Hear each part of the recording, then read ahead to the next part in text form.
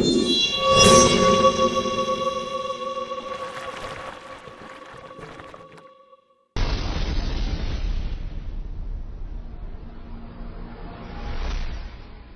सभी को प्रभु यीशु मसीह के नाम में जय मसीह की।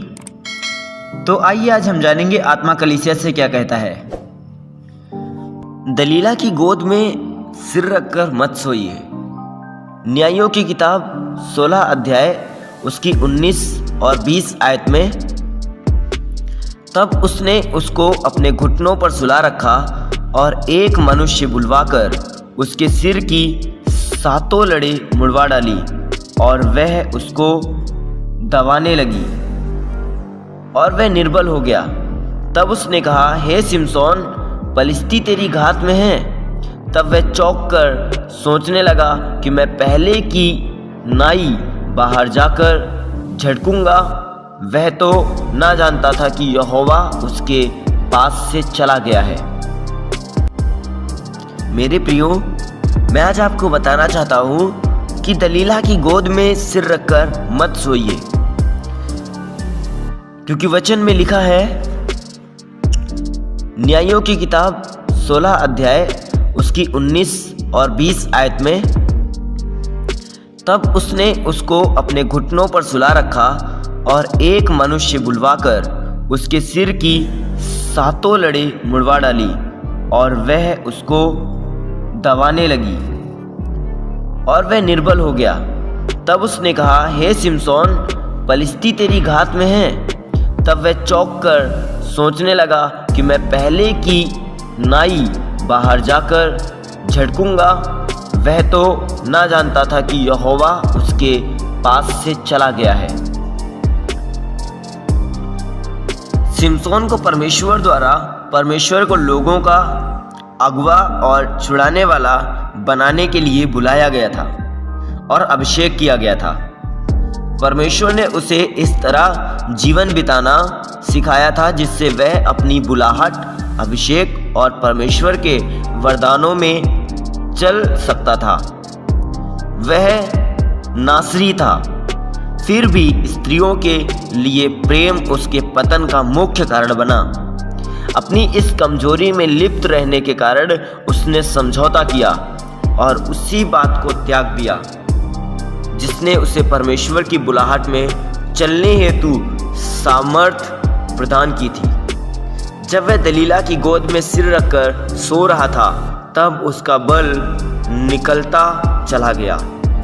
यह एक रात में नहीं हुआ, इसके लिए कुछ समय लगा और धीरे धीरे थोड़ा थोड़ा करके वह अपना बल खोता गया। सिमसोन जो कुछ था, उसके रहस्य को जान लेने में दलीला असफल हो सकती थी, लेकिन वह सफल हुई और उसके बल के स्रोत को ही काट डाला। फिलिस्तियों द्वारा वास्तव में अंधा बनाए जाने से पहले ही सिमसोन अंधा हो चुका था। स्त्रियों के प्रति उसकी आसक्ति ने उसे अंधा कर दिया था। उसने सोचा कि उसका बल हमेशा के लिए टिका रहेगा।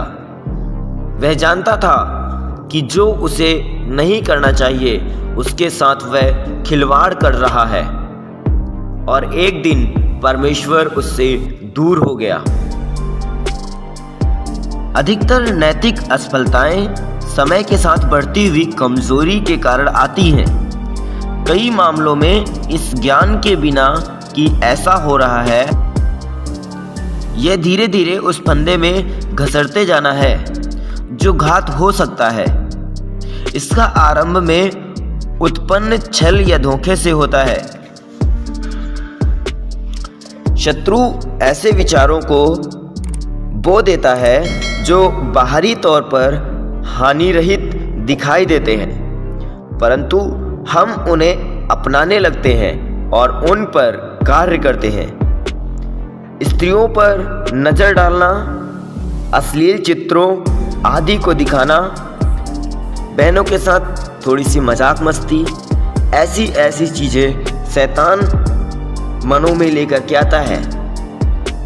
जल्दी विचार और शत्रु के सुझाव मजबूत होते जाते हैं और हम अपने मन में ऐसे विवाद या तर्क से हार जाते हैं जो हमें अत्यंत उचित लगने लगता है। हम दलीला की गोद में सिर रखकर सोने लगते हैं।